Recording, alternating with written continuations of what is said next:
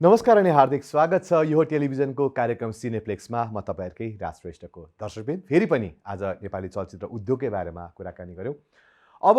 चलचित्र उद्योगको अलिकति कुरा गर्नु पाउँदा हुन त यो कुरा बाहिर आएको छैन, तर भित्रभित्रै चलेको हल्ला चाहिँ के छ भनेदेखि अब चाँडै नै हल खुल्दैछ अरे। सम्भवतः यो 15-20 दिनमा खुल्छ भन्ने खालका कुराहरू बाहिर मिडियामा नआए तापनि चलचित्र कर्मीहरू एक आपसमा कुरा गर्न थालेका छन् र यतिसम्म कि मन्त्री समेत यो कुरालाई एक्सेप्ट गर्न तयार भइसकेको छ अथवा एक्सेप्ट गरिसकेका छन् भन्ने खालको कुराहरू आइसकेको छ। आशा गरौँ चाँडै नै चलचित्र उद्योग फेरि एकपटक दर्शकको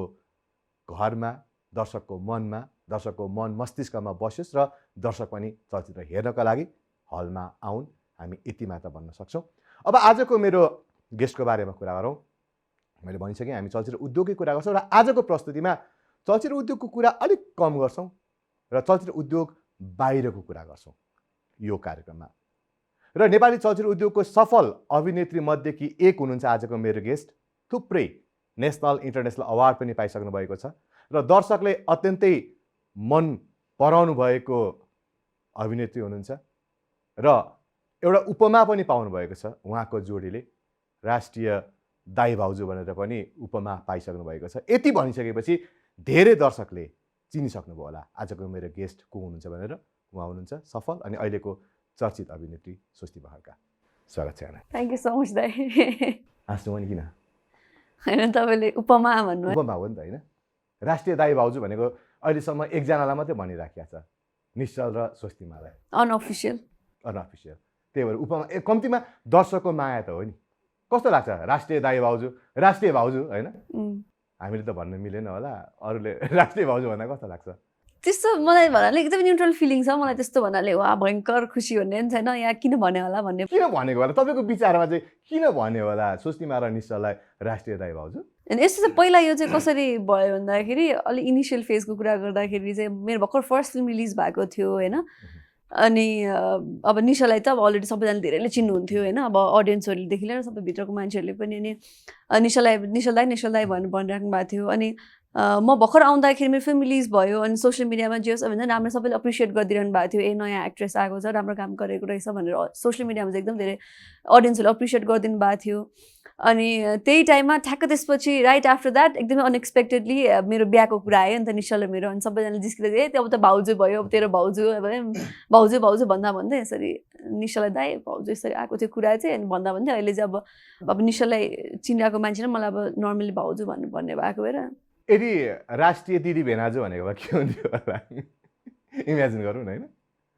त्यो भएको भए चाहिँ मेबी म अलि अगाडि इन्डस्ट्रीमा आएको भए त्यो हुनसक्थ्यो होला होइन। अब एउटा क्वेसन छ, अघि निश्चललाई धेरैले चिन्नुहुन्थ्यो, म भर्खर आएँ भनेर भन्नुभएको छ। अहिलेको करेन्ट सिचुएसनको कुरा गरौँ न। निश्चलजीलाई धेरै दर्शकले चिन्लान् कि स्वस्तिमालाई धेरै दर्शकले चिन्लान्? त्यो सब मैले काउन्ट गरेर त्यसरी लगभग भनौँ न। निश्चललाई चिन्नुहुन्छ होला किनकि निश्चल मभन्दा धेरै अगाडिदेखि काम गरिरहेको। प्लस उहाँको अब उहाँले चाहिँ एज अ डिरेक्टर पनि चिन्ने भयो, एज अ सिङ्गर पनि चिन्ने भयो, एज अ एक्टर पनि चिन्ने भयो मान्छेले। सो आई थिङ्क उहाँलाई धेरैले चिन्नुहुन्छ होला जस्तो लाग्छ। अब हिजोआजको कुरा गरौँ। अहिले पनि अब नेपाली चलचित्र उद्योगमा खासै अब चर्चा केही पनि छैन। हुन त अहिले भित्रभित्र चाहिँ कुरा चलिरहेको छ, अब चाँडै नै सुरु गर्ने रे भन्ने खालको कुरा आएको छ। अब यो के हुन्छ थाहा छैन होइन। हिजोआजको लाइफ सोच्नेमा चाहिँ कसरी बितिरहेको छ तपाईँको? अलिक रिसेन्टली इन बिट्विन यो मन्थ चाहिँ लाइक अलिक एज युजुअल भइरहेछ, मतलब क्याजुअलै भइरहेछ भनौँ न, पहिलाको जस्तै भइरहेको छ, नर्मल डेजको जस्तै। तर त्योभन्दा अगाडि चाहिँ अब लकडाउनमा तपाईँको मेरो हाम्रो सबैको लाइफ एउटै नै थियो होइन। तर अहिले रिसेन्टली 1 महिना जस्तो भयो भनौँ न, अलिकति ब्याक टु नर्मल जस्तो भइरहेको छ। कामहरू भइरहेको छ होइन। अब तपाईँको फिल्मको काम हो भने फिल्मको प्रिप्रोडक्सनको कामहरू भइरहेको छ, स्क्रिप्टिङहरूको वर्कसप्सहरू भइरहेको छ, तपाईँको यसरी इन्टरभ्यूहरू भइरहेको छ भनौँ। जस्ट ब्याक टु नर्मल हुँदैछ बिस्तारै अहिले चाहिँ। हुँदै हिजो आज म्युजिक भिडियोमा धेरै काम गरेर पनि नर्मल लाइफ फिल हुन थाल्यो होला। हजुर त्यस्तो लाग्छ लाग्दैन? मैले त अझै अहिलेभन्दा लकडाउनमा चाहिँ धेरै म्युजिक भिडियोमा काम गरेँ, अहिलेभन्दा पनि रिसेन्टली गरेको चाहिँ। सो त्यो म्युजिक भिडियो भन्दा पनि अरू अब बेसिक कुराहरू पनि तपाईँले बाटोतिर हेर्दाखेरि पनि गाडीहरू त्यत्तिकै भिड छ, मान्छेहरूको भिड पनि छ होइन। अब अरू कामहरू पनि गरिरहेको छौँ। अनि नर्मल्ली भनौँ नर्मल भइरहेको सबैतिर मार्केटदेखि लिएर त। तपाईँ लगायत धेरै कलाकारलाई त अहिले फाइदा पनि भयो होला, किनभने चलचित्रमा खासै यता नभए चलचित्रमा सुटमा जानु नपरेपछि म्युजिक भिडियो एक दिनमा सिद्धिने काम धेरै काम पाइराख्नु भएको छ। लकडाउनले फाइदै भयो होला। फाइदा भनेर त्यसरी नभनौँ, तर जस काम नभएको चाहिँ भएन। ओके, एउटा कुरा सोध्नु मन लाग्यो कि जस्तो अब अहिले तपाईँहरू म्युजिक भिडियोमा एकदम बिजी हुनुहुन्छ होइन चलचित्रमा लागिरहेका धेरै कलाकारहरूले अहिले म्युजिक भिडियो पहिलो रोजाइ बनिरहेको छ भोलि चलचित्र रिलिज भइसकेको अवस्थामा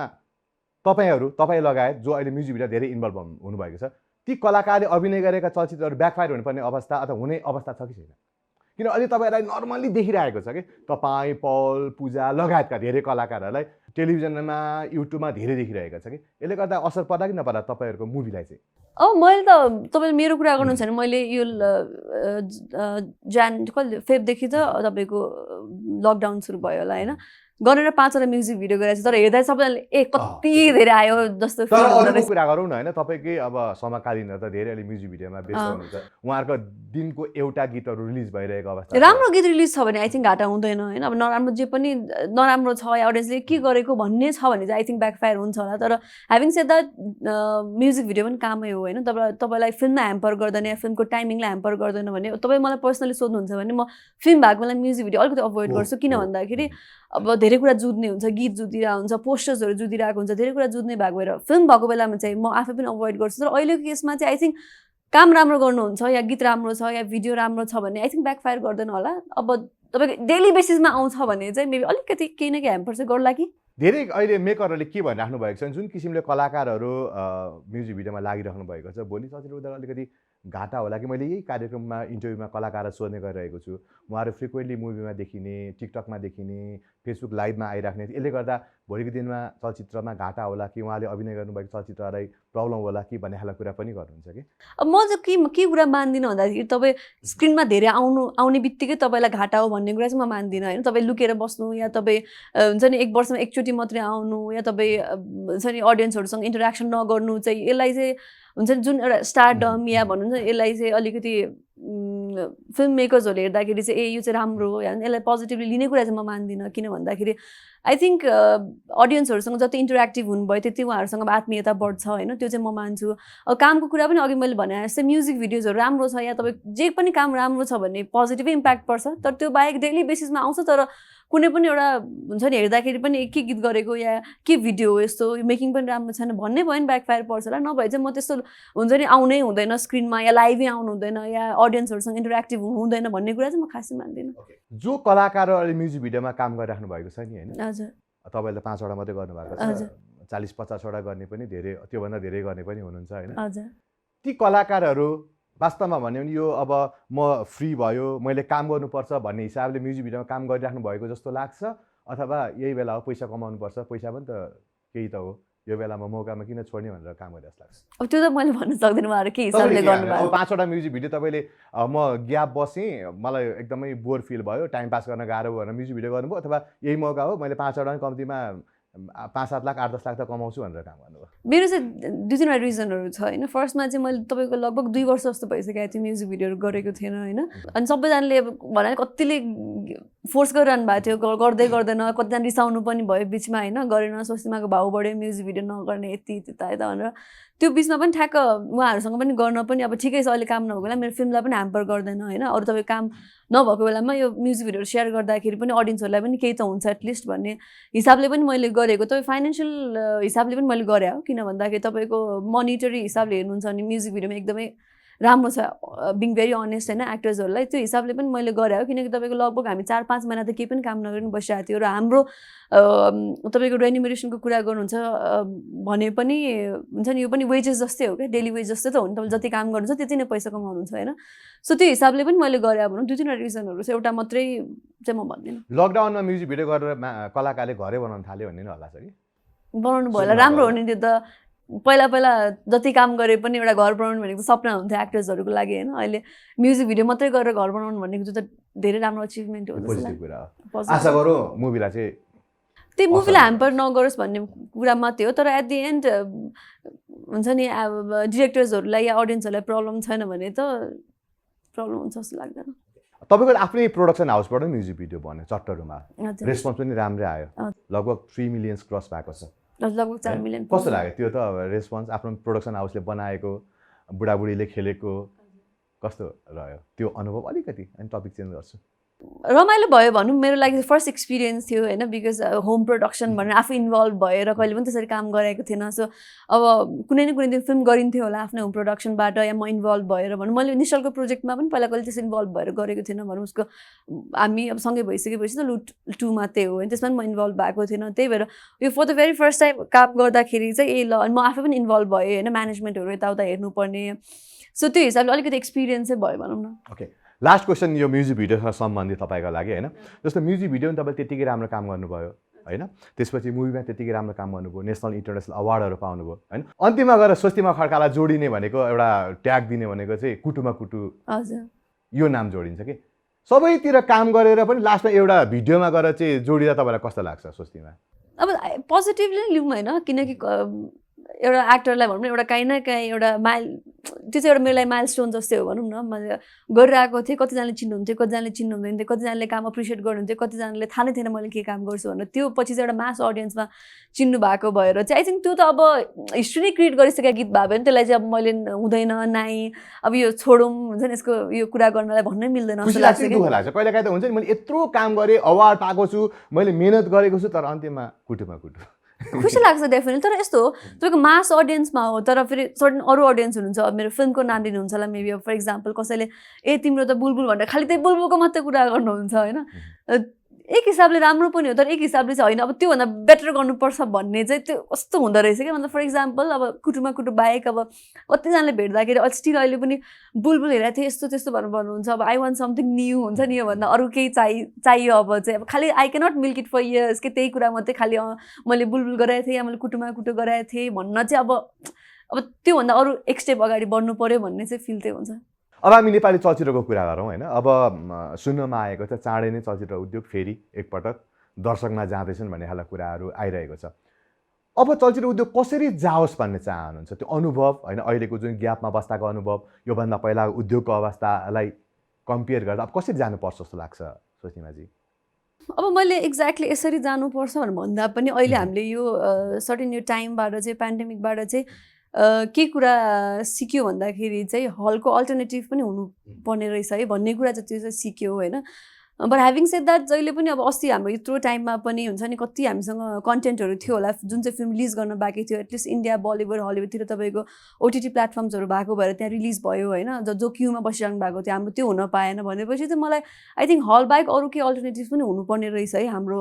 फिल्म रिलिजको लागि चाहिँ या प्लेटफर्म चाहिँ हुनुपर्ने रहेछ भन्ने चाहिँ त्यस्तो चाहिँ फिल भएको छ अब लगभग यो लकडाउन हुनुभन्दा अगाडि पनि चलचित्र उद्योगको अवस्था बिग्रिँदै गइरहेको थियो होइन हुन त हामीले अहिले सबै चाहिँ केलाई चाहिँ दोष देखाइरहेको छौँ लकडाउनले गर्दा हामी बिग्रियौँ भनिरहेको छ चलचित्र उद्योग ठप्पै भयो यसो भयो हामीले वास्तवमा नाटक गरेको इन्टरनली हामीले नाटक गरेको किनभने पहिला पनि बिग्रिसकेको थियो जेरोमै थियो होइन एटलिस्ट हामीलाई त त्यस्तो धेरै घाटा किन भएन भन्दा हामी अलरेडी जेरोमै थियो त्यस्तो पेन्डेमिक पछि पनि त्यस्तो भयङ्कर घाटा भएन भने अब के लाग्छ नेपाली चलचित्र उद्योगले जुन पहिलाको अवस्थामा जान सक्ने अवस्था छ तत्कालै अब त्यो अघि हामीले कुरा गरिरहेको थियो पहिलाको अवस्था के थियो त भन्ने कुरा हो होइन तपाईँको भयङ्कर माथि भएको गाह्रो हुन्थ्यो होला हामी जेरो लेभलमै थियो जेरोमा पुग्न त गाह्रो भएन जेरोमा पुग्न त्यस्तो गाह्रो भएन भोलि गएर फिल्म रिलिज गर्ने हो फिल्मले खासै कमर्सियली राम्रो गरिरहेको थिएन पहिला पनि गरेन भने पनि सेम त्यही नै स्टेटमा पुग्ने हो होइन तर अब हेरौँ किनकि मलाई चाहिँ अलिकति किन होपफुल छु भन्दा त्यस्तो गाह्रो हुँदैन पहिलाको कन्डिसनमा जान भन्दाखेरि चाहिँ पहिलाको तपाईँको हिस्ट्री हेर्ने हो भने अब अर्थक्वेककै टाइममा पनि होइन अब अब त फिल्म हलहरू राम्रो हुँदैन या ब्याक टु नर्मल आउन एकदमै गाह्रो हुन्छ भन्दै पनि त्यति बेला मेरो फर्स्ट फिल्म रिलिज हुन लागेको थियो त्यो भुइँचालोले गर्दा अलिकति पोस्टपोन भयो त्यसपछि ठ्याक्क आफ्टर भुइँचालो पछि नै रिलिज भएको थियो अनि त्यति बेला सबैजनाले गाह्रो हुन्छ अब भुइँचालो यस्तो त्यस्तो भनेर कुरा आउँदै पनि हुन्छ नि फेरि ब्याक टु नर्मल हुनलाई केही पनि टाइम लागेन होइन सबैलाई ए ल ठिकै छ यस्तै हुँदो रहेछ भनेर त्यसपछि फेरि नर्मलमा गयो सो अहिले पनि आई थिङ्क पेन्डेमिक पछि या भ्याक्सिन सबै रिलिज भइसकेपछि चाहिँ फेरि ब्याक टु नर्मल हुन्छ कि जस्तो लाग्छ हिस्ट्री हेर्दाखेरि चाहिँ ओके एउटा कुरो सोध्छु ल अब जस्तो कलाकारहरू अहिले म्युजिक भिडियोमा बिजी भइराख्नु भएको छ होइन उहाँहरू त्यसैमा इन्जोय गरिराख्नु भएको छ दर्शकहरू युट्युबमा डिपेन्ड भइराख्नु भएको छ मुभी आउँदा पनि युट्युबमा हेर्दा हुने रहेछ हलमा जानु पर्दैन रहेछ मेन्टालिटी बनिसकेको छ मेकरहरूको अवस्था त्यही छ अब के होला कसो होला लगानी गर्दा कति गर्ने भनेर त्यो डराउने अवस्था छ होइन अब फेरि दर्शकहरू हलमा जाने कलाकारहरू मुभीको सुटिङ सेटमा जाने अथवा मेकरले पनि पहिला जुन किसिमले खुलेर लगानी गर्नुहुन्थ्यो त्यो लगानी त्यो चाहिँ अवस्था आउला कि नआउला मतलब तपाईँको मेकरको पोइन्ट अफ भ्यूबाट हेर्नुहुन्छ भने चाहिँ आई थिङ्क कोही पनि ब्याक हुनु भएको छ जस्तो लाग्दैन होइन एउटा पोजिटिभ मैले देखेको चाहिँ बिङ एन एक्ट्रेस माइसेल्फ र मैले जसरी अब यो भित्रको इन्डस्ट्री हेर्दाखेरि चाहिँ होइन सबैजना क्युमै बसिरहनु भएको छ कहिले अब सबै ब्याक टु नर्मल हुन्छ र म फिल्ममा या लगानी गर्ने हो कि म फिल्म सुटिङमा जाने हो कि भन्ने सबैजना अलिकति हुन्छ नि कुरेर बसिरहनु भएको भएर चाहिँ मलाई त्यो साइडबाट चाहिँ प्रब्लम हुन्छ जस्तो लाग्दैन तर एउटा कुरा चाहिँ के भन्दाखेरि अब अहिले जुन हल खोल्ने कुरामा चाहिँ म अलिकति स्केप्टिकल छु किन भन्दाखेरि हल चलेपछि भोलि फिल्म चाहिँ कसले दिन्छ त होइन कसले रिस्कमा लिन्छ मेरै फिल्म छ भने म फर्स्टमा त मेरो फिल्म दिँदैन होइन किनकि अब कस्तो हुन्छ त्यो कन्डिसन सिनारियो के हुन्छ भन्ने स्योर नभइकन मैले दिँदैन भनेपछि अरू कसले दिन्छ त भन्ने कुरा आउँछ हलमा जाने नजाने कुरा चाहिँ अलिकति आई थिङ्क त्यहाँ चाहिँ डेलीमा हुनसक्छ तर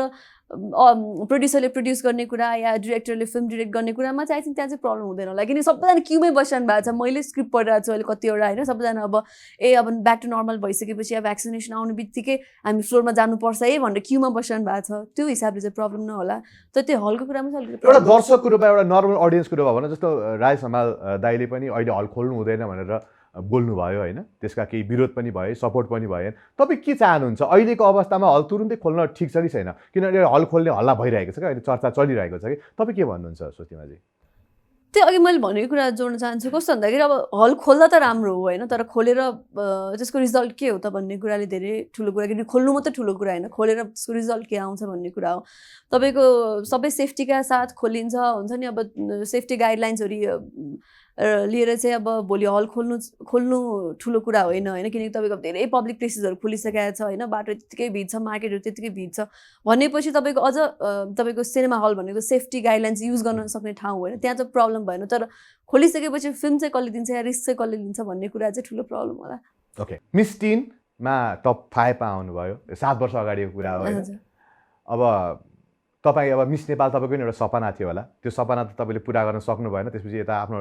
करियरलाई चेन्ज गरेपछि फरक भयो अब अहिले जज बन्नुभयो मिस नेपालमा यो 2020को मिस नेपालमा तपाईँ एउटा वान अफ द जजको रूपमा आउनुभएको थियो कस्तो लाग्यो त्यो दिन सम्झिँदा र अहिले जज भएर मिस नेपाल छान्ने मौका तपाईँले पाउँदा कस्तो फिल भयो त्यसै त मैले हेरिनँ मैले अब त हुन्छ त्यसरी म हेर्ने बानी नै छ मिस टिममा जाने भनेपछि त मान्छेको जुन किसिमको यो खालको चाहिँ रियालिटी सो यो खालको सोमा जाँदाखेरि त अन्तिम लक्ष्य भनेको त मिस नेपाल हो नि त नेपालको कन्डिसनको कुरा मिस नेपाल वर्ल्डकै कुरा हो नि तपाईँ मिस टिमसम्म त जानुभयो मिस नेपालमा जानु भएन तर अहिले जानुभयो फरक हिसाबले जानुभयो त्यो त गयो तर मैले चाहिँ त्यसको लागि चाहिँ हुन्छ नि मिस टिमसँग जोडेर या म मिस नेपालमा आउन चाहन्थेँ कुनै दिन भनेर त्यो हिसाबले मैले हेरेको थिइनँ होइन it was more like responsibility ल कति अब भनौँ न तपाईँले एज अ अडियन्स हेर्दा एज अ पब्लिक हेर्दा जहिले पनि यो किन भएको या हो यो चाहिँ डिजर्भिङ थियो यो हुनुपर्ने भन्ने कुराले जहिले हेरिन्थ्यो होइन सो त्यहाँ त्यो हामी 11जना प्यानल जजमा एकजना म हुँदाखेरि चाहिँ रेस्पोन्सिबिलिटी चाहिँ मेरो हुन्छ भोलि हुन्छ नि मार्किङ गर्दाखेरि चाहिँ तलमाथि केही पनि नहोस् भनेर गर्ने त्यो चाहिँ जहिले मलाई प्रेसर भइरहेको थियो किनकि हामी प्रिजजिङमा पनि बस्नुपर्ने थियो तपाईँको प्रिजजिङमा त लगभग हामी 9 बजीदेखि बेलुका 6 बजीसम्म दिनभरि नै ननस्टप जजिङ गर्दाखेरि पनि हुन्छ नि ला मैले अलिकति तलमाथि गरेँ भने त उसको लाइफको सवाल हुन्छ मान्छेको सपना हुन्छ नि त मिस नेपाल हुने भनेको त हाम्रो लागि त्यहाँ बस्दाखेरि ठुलो कुरा हुँदैन थियो होला तर एउटा त्यो नर्मल केटीको लागि चाहिँ ठुलो ड्रिम हुन्छ सो त्यो अलिक प्रेसर चाहिँ भइरहेको थियो मलाई अनि प्लस तपाईँको फिनालेमा चाहिँ एकदमै धेरै प्रेसर थियो होइन तपाईँको प्रिजजिङमा चाहिँ कस्तो थियो भन्दा 1-to-1 कन्भर्सेसन थियो होइन एकजना हुनुहुन्थ्यो हामी 11जनासँग कुरा गर्दाखेरि नर्मली हामी मजाले टाइम हुन्थ्यो त्यो लास्ट डे चाहिँ फिनालेको दिन चाहिँ तपाईँको टाइम पनि एकदमै कम होइन सो एकजना गइहाल्ने उहाँलाई मार्किङ गर्दा गर्दै अर्को आइहाल्ने होइन सो त्यो मिस होला कि अब मैले राम्रोसँग जज गर्न पाउँदैन कि त्यो कुरा चाहिँ अलिकति त्यो प्रेसर चाहिँ थियो जुन तपाईँलाई जिम्मेवारी दियो तपाईँको लागि धेरै ठुलो च्यालेन्ज थियो अथवा नर्मल थियो च्यालेन्ज त थियो दाइ म चाहिँ यो यस्तो कुरा चाहिँ मलाई अब अरू पेजेन्टहरूमा नर्मली म लास्ट इयर पनि बोलाउनु भएको थियो मिस नेपालबाट नै होइन त्यति बेला चाहिँ म घामरसेरको सुटिङमा थिएँ त्यति बेला जानु पनि पाएको थिएन अनि त्यही बेलादेखि नै यो मैले एटलिस्ट त्यहाँ गएर बिकज यो त तपाईँको पेजेन्ट भन्ने बित्तिकै अब सानोतिनो जस्तो पेजेन्ट पनि तपाईँको रेस्पोन्सिबिलिटी उत्तिकै हुन्छ एज अ जज होइन अझ कि मैले चाहिँ कसरी रिलेट तपाईँले अहिले भन्नुभयो मिस टिममा थियो अहिले चाहिँ एज अ जज त्यहाँ गयो कस्तो फिल मैले त्यसरी रिलेट गर्ने भन्दा पनि म पहिला मिस टिममा हुँदाखेरि मेरो मार्किङ अलिकति तलमाथि गर्दा मेरो लाइफमा कति ह्याम्पर गर्थ्यो होला होइन सो मैले पनि मेरो ल ठिकै छ भनेर हुन्छ नि हतार हतार गर्ने कि एकछिन सोचेर गर्ने कुन हिसाबले गर्ने मैले मेट्दै गरिरहेको थिएँ कि होइन सोचेर हुन्छ एकछिन टाइम दिएर गरिरहेको थिएँ सो त्यो हिसाबले चाहिँ मैले ट्याली गरिरहेको थिएँ भने मलाई कसरी ह्याम्पर गर्थ्यो त्यसरी नै अर्को एकजना मान्छेलाई ह्याम्पर गर्न सक्छ सो उहाँको एउटा ड्रिम हुन्छ कतिजनाको होइन सो त्यसरी चाहिँ सोचेँ ओके अब यसै विषयमा एउटा कुरा गर्न मन लाग्यो मिस नेपाल हुनुभन्दा अगाडि सानो एउटा कन्ट्रोभर्सी पनि आयो होइन समृद्धि राईजीले चाहिँ हाम्रो यो टेलिभिजनको प्रोग्राममा मिस नेपालको जजमेन्टको कुराहरू उठाउनु भएको थियो त्यसपछि त्यहाँका गर्ने पर्सनल बिहेभका कुरा गर्नुभएको थियो र जज गर्दाखेरि जुन मार्किङहरू चाहिँ नल्याएको कुरामा उहाँको गुनासोहरू आएको थियो, जुन कुरो निकै ठुलो इस्यु पनि बनेको थियो। मिस नेपालहरूले त्यो कुरालाई सपोर्ट गरेर चाहिँ सोसियल साइडमा पनि लेख्नुभयो। तपाईँको अनुभवले के भन्छ, कतिको गाह्रो हुँदो रहेछ र त्यो मार्किङमा कतिको फेरबदल हुँदो रहेछ कि हुँदो रहेनछ? अहिलेको अनुभव त्यस्तो केही भयो? फेरबदल भयो कि भन्दा हामीलाई थाहा हुँदैन, किनकि हामीले मार्किङ गरिसकेपछि पठाइदिने हो होइन। त्यो पठाएर आउँदाखेरि अब यो भन्दिनँ कि भयङ्कर मैले ठ्याक्क जे सोचेको थिएँ त्यही भयो भन्न त म भन्न सक्दिनँ होइन। किन भन्दाखेरि 11जना बस्दाखेरि 11जनाको डिफ्रेन्ट पर्सपेक्टिभबाट डिफ्रेन्ट डाइमेन्सनबाट हेरेको हुन्छ। सो म त्यसरी अब त्यो वेमा अहिले आएर जज गर्न मिल्दैन, मैले जज गर्ने त्यो टाइममा हो होइन। सो तर ह्याभिङ सेड द्याट अब जुन समिति दिदीले भन्नुभयो यो र उहाँलाई कुन हिसाबले बिहेभ गर्यो त्यो भने उहाँले जुन हिसाबले कुरा निकाल्नु I think that's very right होइन। किन भन्दाखेरि त्यो कुरा पनि गर्नुपर्छ। आफूलाई कुनै साइडबाट अलिकति तपाईँलाई नराम्रो भएको छ भने चाहिँ त्यो कुरा जहिले पनि अगाडि ल्याउनुपर्छ भन्ने पक्षमा छु। र इनफ्याक्ट म मिस्टिन हुँदा पनि मलाई पनि कति कुराहरू चित्त बुझेको थिएन होला। पेजेन्टहरू यसरी हुन्छ, कमर्सियली लिइन्छ पेजेन्टहरूलाई। अघि मैले भने जस्तै एउटा मान्छेको सपना हुन्छ त्यो प्लेटफर्ममा गएर आफूलाई हुन्छ नि ग्रुम गर्नेदेखि लिएर धेरै कुरा हुन्छ। तर एउटा पेजेन्टमा चाहिँ कस्तो हुन्छ, त्यसलाई कमर्सियली लिइदिइसकेपछि चाहिँ तपाईँको ड्रिम त हुन्छ नि ल हुँदैन, त्यो फुलफिल भएन, म अरू साइडबाट पनि गर्छु होला, तर स्याटर्ड हुन्छ क्या मान्छे धेरै कुराबाट होइन। सो त्यो चाहिँ हुँदैन जस्तो लाग्छ मलाई। ओके, अब मिस टिनमा टप 5मा पुग्नु भएको एउटा कन्टेस्टेन्ट र मिस नेपालमा जज हुनुभएको एउटा जज होइन, तपाईँलाई के लाग्छ श्रुतिमाजी, यो जुन मार्किङको कुराहरू कुनै पनि पेजेन्टमा अथवा कुनै पनि अवार्ड प्रोग्राममा मार्किङलाई फ्ल्यास गरिँदैन, फ्ल्यास गर्न जरुरी छ जस्तो लाग्छ कि लाग्दैन? फ्ल्यास चाहिँ आई थिङ्क गर्नु, ट्रान्सपेरेन्सी हुनु भनेको धेरै राम्रो कुरा हो होइन। त्यो त अब डेफिनेटली ट्रान्सपेरेन्सी भयो भने सबैभन्दा त्यो राम्रै कुरा हो नि, पेसेन्टको लागि मात्रै नभएर। आई थिङ्क तपाईँको जहाँ पनि मार्किङ हुन्छ, जुनै पनि कम्पिटिसनमा तपाईँको ट्रान्सपेरेन्सी छ भने त कन्ट्रोभर्सी नै कहिले पनि आउँदैन होइन, हुनुपर्छ जस्तो लाग्छ मलाई। तर अस्ति हामीसँग कुरा गर्दाखेरि पनि यदि तपाईँहरूलाई कुनै प्रब्लम छ, तपाईँले मार्किङ गरेर दिएपछि विनरको नाम अनाउन्स भएपछि तपाईँलाई प्रब्लम छ भने तपाईँले आएर हेर्नु सक्नुहुन्छ भन्नुभएको थियो हामीलाई अगाडि नै। तर हामी गएर मैले केही समय अगाडिको जजले विरोध गर्नुभयो, योगेश्वर अमात्य दाई हुनुहुन्थ्यो, उहाँ पनि एकचोटि जज हुनुभएको रहेछ, उहाँले पनि सोसियल साइडमा अलिकति मार्किङको कुरामा ल्याएर चाहिँ विरोध गर्नुभएको। त्यही मैले अघि भने जस्तो मैले पनि अब 4जना विनर हुँदाखेरि मैले एक्सपेक्ट गरेको नहुन सक्छ होइन। तर मैले अब गएर मलाई हेर्न मन छ भने चाहिँ उहाँहरूले चाहिँ मलाई अभाइलेबल गरिदिनु भएको थियो, एज इन सबैलाई 11जना जजेसहरूलाई अभाइलेबल गरिदिन्छौँ भन्नुभएको थियो। तर हामी चाहिँ त्यसरी गएर चाहिँ मिस नेपालको तर्फबाट मेरो अन्तिम क्वेसन तपाईँको लागि रहेको छ। मिस नेपाललाई धेरैले मिस नेवार भन्ने गरेको छ, किनभने मिस नेपालमा धेरै चाहिँ नेवारहरू बढी आउँछन् नि, मिस नेपाल हुँदा नेवार हुन्छन् कि। एउटा जजको रूपमा भन्नुपर्दा मिस नेपाल मिस नेवारै हो अथवा मिस नेपाल नै हो? मिस नेपाल भनिसकेपछि नेपालै हो अभियसली, त्यहाँ किनकि अरू कास्टको पनि हुन्थ्यो। तर मेजोरिटी कास्ट हेर्नु भने नेवार हुनुहुन्थ्यो होइन, धेरै जस्तो श्रेष्ठहरू हुनुहुन्थ्यो, अवाल हुनुहुन्थ्यो। मैले प्रिजजिङ गर्दा कतिजना हामी जजहरू पनि कुरा चाहिँ कतिजना नेवारहरू हुँदो रहेछ भनेर कुरा गरेको थियो। तर त्यसलाई नेगेटिभली नल्याउँ, कास्टिजमको कुरा पनि नल्याउँ होइन, किनकि यो भनेको तपाईँको डन्नै अडिसनदेखि लिएर मान्छेहरू फालेर ल्याएर त्यसरी गरिन्छ। सो त्यो हिसाबले चाहिँ मिस नेवार होइन, मिस नेपाल वर्ल्ड नै हो भन्ने हामी यसरी बुझ्छौँ होइन। अब अलिकति टपिक चेन्ज गरौँ स्वस्तिमाजी। पहिला चाहिँ अभिनेत्रीको कुरा गर्न चाहेँ यति बेला। पहिला अभिनेत्रीले बिहा गरेका कुराहरू अथवा अभिनेत्रीहरूको चाहिँ पर्सनल कुराहरू बाहिर आउनु हुँदैन, त्यो गर्दा क्रेज घट्छ, काम पाउन छोड्छ, दर्शकले मन पराउँदैन भन्ने खालका कुराहरू धेरै सुनिन्थ्यो। तर अहिले पछिल्लो समय के छ भनेदेखि यता हिरोभन्दा नि हिरोइनहरू बढी विवाह गर्नमा एकदमै तल्लीन अवस्थामा देखियो, धेरैको विवाह भइरहेको अवस्था छ। तपाईँ पनि विवाहित अभिनेत्री हुनुहुन्छ होइन, यो हुइम चलिरहेको छ, कसरी लिनुभएको छ यो कुरालाई चाहिँ? आई थिङ्क म त्यसलाई एकदम पोजिटिभली लिन्छु होइन। मेरो टाइममा म लगभग 5 वर्षै भनौँ न, अब 5 वर्ष हुन्छ, लगभग 5 वर्ष अगाडि बिहा गर्ने बेलामा मैले बिहा गर्न लाग्दाखेरि यति ठुलो इस्यु भएको थियो, मतलब लाभ सोच्नुमा गर्दा करियर सकियो, टचर होइन सकियो, या अब उसले काम गर्दैन होला, धेरै कुरा आउँथ्यो कि त्यो टाइममा चाहिँ। अहिले आएर आई थिङ्क 5 इयर्सको स्प्यानमा यति धेरै कुरा चेन्ज भएको रहेछ। मतलब अहिले कसैले बिहा गर्न लाग्नु भएको छ भने पनि हुन्छ नि मान्छेले नभन्नु त्यस्तो कुरा, एक करियर उसले काम गरिहाल्छ नि भनेर लाइटली लिइदिने होइन। त्यो चाहिँ एकदमै पोजिटिभ चेन्ज हो क्या। तपाईँको आई थिङ्क 5 इयर्स अगाडि पनि यस्तो हुँदैन थियो, 10 इयर्स 20 इयर्स अगाडि भनेको धेरै पहिलाको कुरा हो। तर मैले बिहा गर्दा पनि इन्फ्याक्ट हुन्छ नि धेरैजनाले जज गर्नुभएको थियो, अब त उसले काम गर्दैन होला, या भनौँ न उसको करियर सकियो, बिहा गरेपछि त सकिहाल्छ नि, जे भए पनि केटी मान्छेको जे होस् तर सकिन्छ भन्ने मान्छेहरू कतिजना थियो होइन। अहिले चाहिँ एकदम पोजिटिभली लिन्छु, मलाई चाहिँ पोजिटिभ चेन्ज नै हो भनौँ। कतिको फरक हुन्छ बिफोर म्यारिज र आफ्टर म्यारिज लाइफ? लाइफ त डेफिनेटली फरक हुन्छ तपाईँको भन्नाले मैले जति फरक हिसाबले नलिन खोजे पनि फरक त भइ नै हाल्छ तपाईँको दुईवटा फ्यामिली हुन्छ तपाईँको चिन्ने मान्छे जोडिनुहुन्छ रेस्पोन्सिबिलिटीदेखि लिएर तपाईँको हुन्छ नि तपाईँको आफ्नो फ्यामिली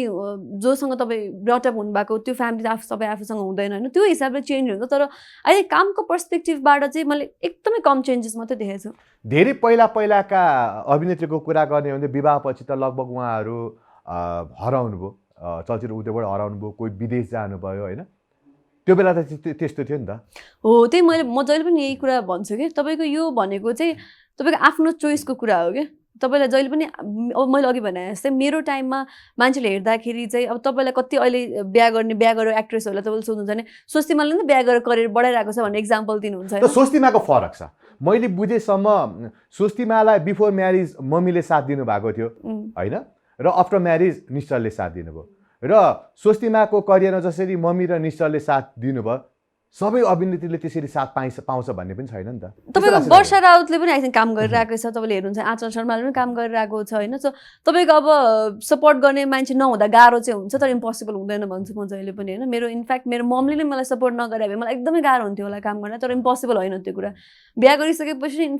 इनकेस मलाई निश्चलले सपोर्ट नगरे भए गाह्रो हुन्थ्यो होला डेफिनेटली जसरी म सजिलो विवाह गर्नुभएको अभिनेत्रीहरूको साथ दिने तपाईँको मम्मी निश्चल जस्तो मान्छेहरू होला नि त पाउला नि त्यसरी सबैले पाइरहनु भएको छ आई थिङ्क होइन किनकि केटा मान्छेलाई पनि के छ भन्दाखेरि चाहिँ ए ल अब एक्ट्रेस मतलब मैले एक्ट्रेसलाई बिहा गरेर आएको छु भोलि गएर उसको करियर मैले स्टप गर्नु हुँदैन किनकि चेन्ज हो नि त यो चेन्ज भइरहेको छ होइन त तपाईँले अघि भन्नुभएको चाहिँ कस्तो भन्दाखेरि जसको हस्बेन्ड सपोर्ट गर्नु हुँदैन होला या फ्यामिलीबाट सपोर्ट आउँदैन उहाँहरूले गर्नु खोज्नुहुन्छ भने चाहिँ गाह्रो चाहिँ पक्कै पनि छ तर इम्पोसिबल छैन र अनि तपाईँले अघि इक्जाम्पल दिनुभयो पहिला 20 वर्ष अगाडि 10 वर्ष अगाडि एक्ट्रेसहरू उहाँहरूको चोइस मेबी बिहा गरेपछि काम गर्ने चोइस थिएन होला कि म जहिले पनि के भन्छु भन्दाखेरि तपाईँको चोइस के हो त तपाईँ बिहा गरिसकेपछि मसँग दुईवटा अप्सन छ मसँग एउटा हाउसवाइफ भएर बस्ने मेरो करियरलाई छोडिदिने चोइस पनि छ मसँग एउटा काम गर्ने चोइस पनि छ मेरो चोइस के हो त मैले काम गर्ने चोइसलाई मैले एज अ अप्सन लिएँ होइन मेबी 10 इयर्स 20 इयर्स अगाडि उहाँहरूले त्यो अप्सन लिनु भएको थिएन होला एउटा अभिनेत्री हुनुहुन्छ जो मसँग फ्रिक्वेन्ट कुरा भइरहेको हुन्छ होइन उहाँ केही समय अगाडिको अभिनेत्री हुनुहुन्छ होइन उहाँलाई भित्रभित्र एकदमै मुभीमा काम गर्नु मन छ तर फ्यामिली प्रेसरको कारणले गर्दा उहाँले काम गर्न सकिराख्नु भएको छैन चाहिराख्नु भएको छैन उहाँको फ्यामिलीलाई तपाईँ यति बेला के भन्न चाहनुहुन्छ अब उहाँ काम गर्नु मन छ भित्रदेखि उहाँलाई फेरि नेपाली मुभीमा आउनु मन छ तर फ्यामिलीलाई आउन दिइरहेको छैन म फ्यामिलीलाई त खासै केही पनि नभनौँ होइन किनकि उहाँको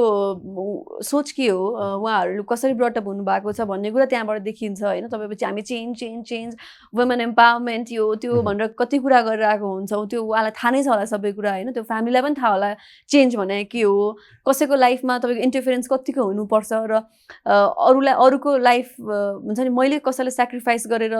भन्दा म उहाँको फ्यामिली भन्दा म चाहिँ जो एक्ट्रेस तपाईँले भन्नुभयो जोसँग कुरा गर्नुहुन्छ उहाँलाई चाहिँ भन्न चाहन्छु कि तपाईँको खुसी के हो त तपाईँले आज तपाईँले सबै कुरा कसको लागि सेक्रिफाइस गरिरहनु भएको छ र सेक्रिफाइसबाट भोलि तपाईँलाई एडभान्टेज के हुन्छ तपाईँको लाइफ कतातिर बढ्दैछ भन्ने कुरा चाहिँ हामीले जहिले पनि ध्यान दिनुपर्छ हामी केटी मान्छे भइसकेपछि जहिले पनि एउटा प्रेसर चाहिँ के छ सेक्रिफाइस गर्न जान्नुपर्छ हामी सेक्रिफाइस गर्न जान्नुपर्छ बच्चैदेखि हामीलाई के सिकाएको छ भन्दा केटी मान्छे भएपछि चाहिँ तिमी सेक्रिफाइस गर्न जान्नुपर्छ तपाईँको भोलि हस्बेन्डको लागि तपाईँको इनलजको लागि तपाईँको फ्यामिलीको लागि तपाईँको बच्चाको लागि तर सेक्रिफाइस गरे एउटा एजमा पुग्छ जब तपाईँ केही पनि गर्न सक्नुहुँदैन त्यसपछि तपाईँ फेरि एक्सपेक्ट के गर्नुहुन्छ आफ्नो बच्चाबाट उसले पनि मेरो लागि सेक्रिफाइस गरिदियोस् यसरी नै चेन बिग्रिँदै जान्छ कि सो तपाईँ अहिले जे गर्दा तपाईँ खुसी हुनुहुन्छ किनकि तपाईँ खुसी हुनुहुन्न भने तपाईँ कसैलाई खुसी राख्नै सक्नुहुन्न यो मेरो एक्सपिरियन्सको कुरा है मैले पनि सर्टेन कुनै टाइम हुन्छ नि सेक्रिफाइस गरेर यसलाई खुसी राखौँ भन्दाखेरि चाहिँ म खुसी हुँदिनँ म खुसी नभइसकेपछि मेरो वरपरको मान्छेले म खुसी राख्न सक्दिनँ कि तपाईँ पनि खुसी हुँदैन तपाईँको वरपरको मान्छे पनि खुसी हुँदैन र तपाईँलाई जसले खुसी दिन्छ त्यो कुरालाई तपाईँले फलो गर्नै पर्छ अब तपाईँ एउटा त्यस्तो लक्की एक्ट्रेस हुनुहुन्छ जो बिफोर म्यारिज भन्दा आफ्टर म्यारिज तपाईँको करियर एकदमै प्लस भयो एकदमै सफल हुनुभयो हिट हुनुभयो होइन के गर्नुपर्ने रहेछ कस्तो प्रकारको सपोर्ट पाइयो फ्यामिली सपोर्ट पाइयो भने चाहिँ होइन बिफोर म्यारिज आफ्टर म्यारिज भन्ने अवस्था नै आउने रहेनछ यस्तो छ अब मेरो केसमा चाहिँ अगाडि चाहिँ कुरा गर्दाखेरि मान्छेहरूले चाहिँ अहिले कसरी लिनुहुन्छ भन्दाखेरि बिफोर म्यारेज भन्दा मैले त एउटा फिल्म गरेको थिएँ सक्सेसफुलै भएको थियो होइन सो कि मैले अरू टन्नै काम गरेर अनसक्सेसफुल भएर त्यसपछि बिहा गरेर त्यसपछि बुम भएको भयो त्यसरी लिन मिल्थ्यो होला तर मेरो कोरियोग्राफ त मलाई थाहा छ नि त मैले कसरी अगाडि बढाएको थियो भने मैले फर्स्ट फिल्म गरेँ एकदम राम्रो भएको थियो राइट आफ्टर द्याट मेरो बिहा भयो सेकेन्ड मुभी गरेर त फ्लप भयो त्यस्तै कुरा गर्ने हो त बिहापछि राइट आफ्टर बिहा नै मेरो सेकेन्ड मुभी फ्लप भएको थियो सुपर डुपर फ्लप भएको थियो होइन त्यसरी लिन सकिन्छ तर त्यसपछि आफ्टर सर्टेन टाइम पछि चाहिँ कुटुमा कुटुपछि फेरि मान्छेहरूले एउटा राम्रो काम गर्न सक्दो रहेछ सी इज वर्किङ उसलाई काम दियो भने चाहिँ उसले काम गर्ने रहेछ है भन्ने त्यसपछि चेन्ज भएको मेरो लागि सपोर्ट भने जहिले पनि के हुन्छ भन्दाखेरि चाहिँ यस्तो गर यति बेला म पुस गर्छु म जहिले पनि त्यहाँ छु है भन्नु पर्दैन क्या मेरो लागि चाहिँ सपोर्ट भनेको मेरो फ्यामिलीमा पनि त्यही भयो अहिले पनि त्यही छ मेरो लागि सपोर्ट भनेको चाहिँ तिमीलाई जेले खुसी राख्छ त्यो गर हुन्छ नि म त्यो तिमीलाई यस्तो गर्छु म तिमीलाई म छु या पुस गर्छु भनेर भनिराख्नु परेन कि मलाई जे गर्न मन लागेको छ त्यो कसैले गर्न दिन्छ या लिबरल छु म लिबर्टी पाइरहेको छु भने त्यही नै हो मेरो लागि सपोर्ट मेरो घरमा पनि मैले पहिला म जुन घरमा भनौँ न मेरो यता घरमा चाहिँ ममहरूले पनि कहिले पनि मेरो ममलाई पनि केही फिल्म इन्डस्ट्रीको बारेमा थाहा छैन केही पनि थाहा छैन त्यही पनि मलाई सपोर्ट चाहिँ त्यहाँबाट किन मिलिरहेको थियो भन्दा मलाई जे गर्न मन लागिरहेको थियो मैले गर्न पाएको थियो जसले मलाई खुसी दिइरहेको थियो मैले गर्न पाएको थिएँ उहाँहरूको इन्टरफेरेन्स कहिले पनि थिएन त्यही नै हो कि मेरो लागि सपोर्ट भनेको अब यो विवाहको कुरा एउटा खुसीको कुरा हो होइन लाइफ बन्नुपर्छ लाइफमा एकचोटि गर्ने सबैले विवाह गर्नै पर्छ भन्ने मेन्टालिटी छ हुन त अहिले विवाह गर्नु हुँदैन नगरे पनि केही फरक पर्दैन भन्ने खालको कुरा पनि आइसकेको छ तर नर्मली हाम्रो सोसाइटीले विवाह चाहिँ गर्नुपर्छ है भन्ने खालको कुराहरू आइरहेको छ अब अहिले एक्ट्रेसहरूले विवाह गरिराख्नु भएको छ त्यसको साथसाथै डिभोर्स केस पनि बढिरहेको छ कि स्पेसली अब अलिकति भन्ने हो भने पब्लिक फिगर भएको चाहिँ आर्टिस्टहरूको कुरा गरौँ मोडलहरूको कुरा गरौँ डिभोर्स केस बढिरहेको छ यो कारण चाहिँ के हुनसक्छ डिभोर्स केस त आई थिङ्क फिल्म इन्डस्ट्रीमा मात्रै होइन वर्ल्ड वाइड जहाँ पनि बढिरहेकै छ तपाईँले मेरो तर पनि हाम्रै वरिपरिको कुरा गरौँ न होइन पछिल्लो समयमा फल्नाको डिभोर्स भएछ फल्नाको डिभोर्स हुन लागेछ फल्नाको हस्बेन्ड वाइफ एकदमै प्रब्लम छ अरे भन्ने खालको कुरा मात्रै हामीले सुनिरहेको छ जुन कुरो मिडियामा आउँदैन पर्सनल लाइफलाई धेरै मिडियामा नल्याउन चाहेको अवस्थामा आउँदैन तर पनि त्यो त हामीले पर्सनली सुनिरहेको छौँ नि त त्यो त मैले भने नि मैले अब चिनेको मिडियामा जो हुनुहुँदैन मेरो फ्यामिलीको मान्छेहरू हुनुहुन्छ मेरो रिलेटिभ हुनुहुन्छ उहाँहरूको कति डिभोर्स भइरहेको छ तर उहाँहरूको कुरा आउँदैन होइन डिभोर्स भनेको वर्ल्ड वाइड तपाईँको नेसन वाइड जहाँ पनि भइरहेको छ त्यसको मेन कज नभनौँ तर तपाईँले एउटा फ्याक्टर चाहिँ के भन्दाखेरि केटी मान्छेहरू इन्डिपेन्डेन्ट छ अहिले होइन तपाईँको मेबी 20 इयर्स अगाडि या मेरो ममको टाइममा मेरो ड्याड ममको टाइममा भनेको एउटा त्यो जेनेरेसन अगाडि चाहिँ तपाईँ कस्तो थियो भन्दा केटी मान्छे इन्डिपेन्डेन्ट हुँदैन थियो कम्प्लिटली केटा मान्छेमा डिपेन्ड हुन्थ्यो होइन भोलि मलाई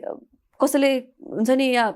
नराम्रो भइरहेछ भने पनि म त्यही घरमा बस्नुपर्ने हुन्थ्यो किनकि भोलि म बाहिर गएर या मेरो बच्चालाई म हेर्न सक्दैन म इन्डिपेन्डेन्ट छुइनँ फाइनेन्सियल इन्डिपेन्डेन्ट नभए पनि नभइसकेपछि तपाईँलाई हुन्छ नि एक्लै बस्छु भन्ने अप्सन पनि हुँदैन सो अहिले चाहिँ कस्तो भइरहेछ भने तपाईँको हेर्नुहुन्छ नि सबै केटी मान्छे वर्किङ वुमेन नै छ क्या लगभग सबैजना होइन तपाईँको फाइनेन्सियली इन्डिपेन्डेन्ट छ त्यो भइसकेपछि तपाईँको कसैको त्यो प्रेसर लिएर बस्न सक्दैन नि त त्यो चाहिँ हो जस्तो लाग्छ फ्याक्टर भनौँ कज चाहिँ होइन त्यो फ्याक्टर चाहिँ एउटा त्यो भनौँ न तर पछिल्लो समयमा डिभोर्स केस पनि एकदमै बढिरहेको अवस्था चाहिँ हामीले देखिरहेको छौँ अब टपिक अलिकति चेन्ज गरौँ सोच्दिमाजी अब अहिले सोसाइटीको कुरा गरौँ कता कता सोसाइटी अलिकति नेगेटिभ वेमा गइरहेको जस्तो लाग्छ किनभने हिंसा आतङ्क होइन रेप केसहरू बढिरहेको छ होइन तपाईँलाई के लाग्छ यो सही बाटोमा हाम्रो सोसाइटी गइरहेको छ अथवा एकदमै बिग्रिसकेको छ अब सही बाटो त डेफिनेटली पनि होइन होइन अब सबै जुन तपाईँले कुराहरू गर्नुभयो तर मैले एकदमै गलत बाटो या रङ हामी एउटा रङ स्पेसमा छौँ पनि भन्दिनँ होइन किनकि तपाईँको यो अहिले यो केसेसहरू या हरासमेन्टको केसेस रेप केसेसहरू तपाईँको धेरै कुराहरू पहिलादेखि नै आइरहेको कुरा हो होइन तर अहिले तपाईँको एकदमै मासमा कुरा हुन्छ सोसियल मिडियादेखि लिएर धेरै कुरामा यहाँ चाहिँ प्रोटेस्ट हुने भएको भएर चाहिँ हामीलाई मजाले थाहा हुन्छ हामी एकदमै हुन्छ नि त्यो कुरालाई अलिकति निहालेर हेर्ने भएको भएर थाहा भएको नभए त्यस्तो अहिले आएर चाहिँ एकदमै चेन्ज भएर या नेगेटिभ भएको चाहिँ म भन्दिनँ होइन तर मलाई अलिकति दुःख लाग्ने कुरा चाहिँ गभर्मेन्टको साइडबाट चाहिँ यसमा चाहिँ अलिकति केही पनि हुन्छ नि एड्रेस गरेको देखिँदैन या भनौँ न सबैभन्दा नराम्रो लाग्ने कुरा चाहिँ हामी जहिले पनि पहिला भन्थ्यौँ नि के भन्छ हामीलाई वुमेन लिडर चाहिन्छ वुमेन लिडर भयो भने वुमेनको लागि भोइस हुन्छ अलिकति भनौँ न अनप्रिभिलेज वुमेनहरूको लागि भोइस हुन्छ भने जुन त्यो कुरा एक्सपेक्ट गर्छन् त्यो छैन किनकि अहिले प्रेसिडेन्टै वुमेन हुन्छ बट स्टिल हुन्छ नि त्यो एड्रेस हुँदैन यत्रो रेप केसेसहरू हुन्छ एसिड अट्याकदेखि लिएर तपाईँको हरासमेन्टदेखि लिएर एभ्री डे केसेस आउँदाखेरि त्यो एड्रेस नभएको देख्दाखेरि या प्राइम मिनिस्टरकै साइडबाट एड्रेस नभएको देख्दाखेरि चाहिँ मलाई अलिकति नराम्रो लाग्छ होइन बट देन युथहरूको साइडबाट चेन्ज भइरहेको छ हामी सोसियल मिडियामा भोइस गरिरहेको छौँ होइन हामी पब्लिक फिगरदेखि लिएर नर्मल मान्छेहरूले भोइस गरिरहेको हुन्छ त्यो कुरा चाहिँ आई थिङ्क एउटा पोजिटिभ साइडै भनौँ अब पछिल्लो समयमा एकदमै बढेको हाम्रो सोसाइटी भने रेप केस एकदमै बढिरहेको छ र एसिड एट्याक एकदमै बढिरहेको छ होइन यो कारण के देख्नुहुन्छ यो रेप केस बढेको कारण चाहिँ तपाईँ के देख्नुहुन्छ कि पहिला बढेकोले यो के होइन नर्मल बढेको मिडियामा न्युज मात्रै आएको जस्तो लाग्छ अथवा वास्तवमा बढिरहेको छ आई थिङ्क एसिड अट्याकहरू चाहिँ बढेको हो जस्तो लाग्छ मलाई चाहिँ होइन तर तपाईँको रेप केसेसहरू त आई थिङ्क म सानै हुँदादेखि नै रेप केसेसहरू एकदमै सुन्दै आएको भएर पनि त्यस्तो बढेको चाहिँ म भन्दिनँ तर अब मैले काउन्ट चाहिँ जस्तो भन्नाले एकदमै तपाईँको न्युमरल हिसाबमै मैले काउन्ट चाहिँ गरेको छैन तर आई थिङ्क एसिड अट्याक चाहिँ मैले एकदमै धेरै सुनिरहेको छु अहिले रिसेन्ट केसेस रिसेन्ट टाइममा चाहिँ अब मैले यही हिसाबले यही फ्याक्टरले चाहिँ बढेको भन्न सक्दिनँ तपाईँको अनएजुकेसन पनि होइन इलिट्रेसी पनि होइन हामी पहिला पढ्दाखेरि तपाईँको रेप केसेस किन हुन्छ या यस्तो हरासमेन्ट एसिड अट्याक्सहरू किन हुन्छ भन्दाखेरि इलिट्रेसी अनएजुकेसन भन्थ्यौँ त्यो होइन रहेछ आखिरमा किनकि तपाईँको त्यो इलिट्रेट मान्छे कुनै पनि होइन त्यो एसिड अट्याक गर्ने रेप केसेस तपाईँको गाउँतिर हुन्छ भने त्यो इलिट्रेसी होला कति केसेसम्म होइन सो यो चाहिँ आई थिङ्क आइडियोलोजीको कुरा हो र तपाईँ जब जुन दिनसम्म तपाईँको केटी मान्छेलाई तल्लो स्तरमा राखेर हेरिन्छ होइन तपाईँको ब्युटीको कुरा आउँछ त्यो दिनसम्म चाहिँ आई थिङ्क यो केसेसहरू भइरहेको छ ड्रेसअपको तपाईँको आइडियोलोजी नै हो त्यो आइडियोलोजीमा आउँछ तपाईँको केटी मान्छे यस्तो हुनुपर्छ या केटी मान्छे भनेको त्यस्तो हुनुपर्छ केटी मान्छे जब समाजले तल राखेर हेर्छ त्यसपछि तपाईँले हेप्ने त हो नि त्यसपछि केटी मान्छेलाई तल राखेपछि त तपाईँको त्यही नजरले हेर्नुहुन्छ एसिड अट्याक भन्ने कुरा चाहिँ मैले अलिकति अब मैले अलिअलि हुन्छ नि सर्फिङहरू गर्दाखेरि या एसिड अट्याकको भिक्टिम्सहरूको इन्टरभ्यू हेर्दाखेरि चाहिँ जबसम्म तपाईँको ब्युटीको मापन हुन्छ नि तबसम्म यो भइरहेको छ कि तपाईँले यो केटी यो मान्छे चाहिँ राम्री यो मान्छे चाहिँ नराम्री तपाईँको फेसको तपाईँको एउटा स्ट्रक्चर छ भने यो मान्छे चाहिँ राम्रो अर्को स्ट्रक्चर छ भने यो मान्छे चाहिँ नराम्रो भन्ने जबसम्म त्यो तपाईँको ब्युटीको यो स्ट्यान्डर्ड हुँदैन मतलब जाँदैन नि तबसम्म चाहिँ यो एसिड अट्याक भन्ने चाहिँ भइरहेको छ भनेपछि हामी अलिकति पछाडि फर्किनु पर्यो भनेपछि यस्ता मिस नेपाल जस्ता प्रेजेन्टहरू हुन ठिक छैन यस्ता खालका रियालिटी यस्ता सोहरू हुन ठिक छैन त्यस्तो त म भन्दिनँ ब्युटी पेसेन्ट भन्ने त्यो पनि एउटा राम्रो नराम्रो मापन त त्यही त हो नि तपाईँलाई अब त्यस्तो मापनै हो भने तपाईँलाई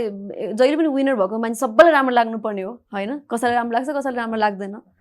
सो त्यो ब्युटीको कुरा मात्रै आउँदैन होला त्यो ब्युटी पेसेन्ट विनरको त्यसमा इन्टेलिजेन्सको कुरा आउँछ एलिक्वेन्सीको कुरा आउँछ होइन सो ब्युटी कुरा पनि आउला तर तपाईँको हाम्रो सबैको आफ्नो हेर्ने पर्सपेक्टिभ हुन्छ सो ब्युटी पेसेन्टलाई चाहिँ सरी आई थिङ्क त्योसँग चाहिँ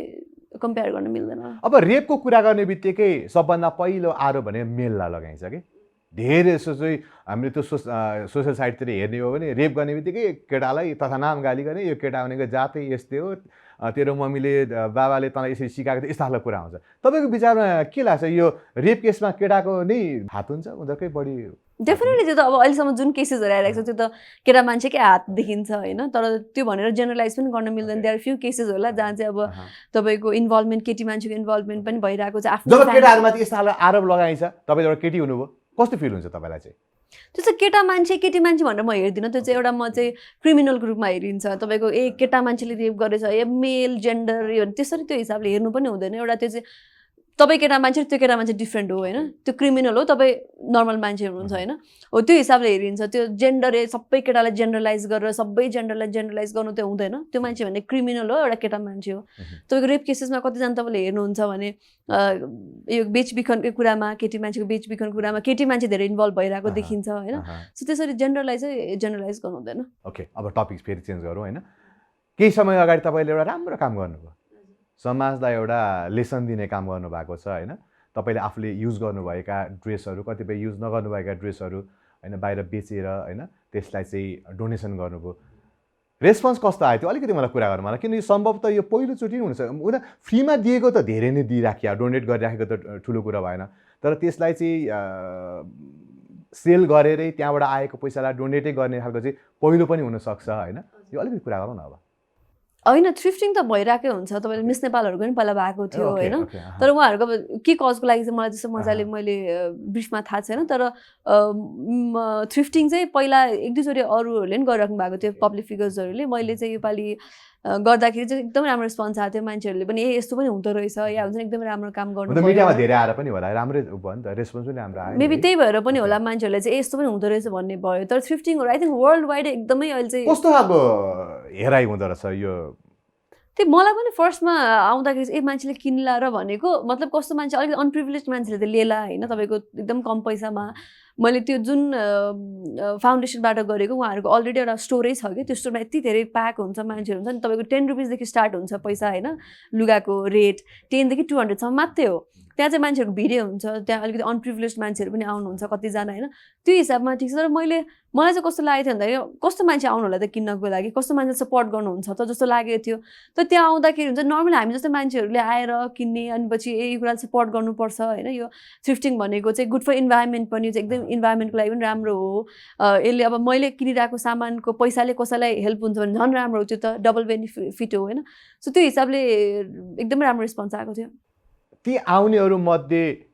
अब स्वस्तिमाले युज गरेको ड्रेस लाउन पाइन्छ भन्ने हिसाबले आउनुभएको थियो अथवा स्वस्तिमाले डोनेट गर्दै हुनुहुन्छ त्यसका लागि पनि हामीले सपोर्ट गर्नुपर्छ भन्ने हिसाबले धेरै आउनुभएको थियो आई थिङ्क दुइटै होला होइन कतिजना मान्छेहरू चाहिँ अब त्यहाँ म पनि गएको थिएँ म कतिजना चाहिँ भेट्नु पनि आएको भनेर पनि आउनु भएको थियो हाम्रो 12 बजीदेखि 5 बजीसम्म थियो टाइमिङ होइन तपाईँको 12 बजीदेखि 1 बजीसम्म सबै क्लियर भइसकेको थियो कि so I was really happy भनौँ न मैले चाहिँ एक्सपेक्ट नगरेको कुरा फेरि तपाईँको विन्टर ड्रेसेसहरू थिएन अस्ति भर्खर थियो त्यहाँदेखि समर ड्रेसेसहरू पनि मान्छेहरूले किन्नुभयो कतिजनाले चाहिँ एकदमै राम्रो काम गर्नुभएको थियो कहिले हुन्छ भनेर हुन्छ नि अलिकति ठुलै मान्छेहरू पनि कि लाइक मिडल एजको मान्छेहरू पनि आएर त्यसरी लिनुभएको थियो दिदीहरू सो एकदमै खुसी लागेको थियो यस्तो फेरि नयाँ केही यस्तो प्लानिङहरू केही छ अहिले रिसेन्टली त केही पनि छैन तर बदेन भनौँ न यसलाई राम्रोसँग अब यो हाम्रो जुन उठेको अमाउन्ट छ त्यो अमाउन्टले पनि अब त्यो बच्चाहरूलाई एकचोटि गएर हामीले डोनेट गर्नुपर्ने छ होइन त्यसपछि अझ मलाई चाहिँ एनर्जी चाहिँ आएको छ भनौँ न यो त राम्रै हुने रहेछ अब जहिले हामी किन फन्डिङ भन्ने बित्तिकै विदेशको मान्छेसँग उहाँहरूले कमाउने नै हो होइन विदेशको मान्छे यति पैसा पठाइदेऊ या तपाईँसँग चन्दा माग्ने खालि त्यो फन्डिङ मात्रै फन्ड रेजिङ मात्रै भइरहेको थियो होइन यो भनेको तपाईँको कसैले तपाईँलाई यतिको पैसा पनि दिनु परेन दिएको पैसा पनि राम्रो कामको लागि गयो भन्ने हिसाबले चाहिँ एनर्जी चाहिँ आएको छ कति उठ्यो त्यो भन्ने मिल्छ